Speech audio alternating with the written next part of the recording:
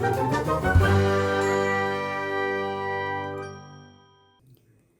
guys, welcome back to my channel. It's me Tania. I hope you're all fine and doing well. Today I'm going to do a sketch, but before that, if you love to watch art related videos, painting related videos, then don't forget to like, comment, share and subscribe my channel. So let's start. But I'm quite scared today because I didn't draw for last 3 or 4 days, so I'm quite scared today to draw. Before that I was drawing every day, like I did portrait every day, I tried to sketch every day, but I didn't try it for 3 or 4 days. Now I'm scared. I don't know how it will look, and I'm so scared. I'm scared to hold the event pencil, and I'm unable to drink anything. And also, yeah, let's start.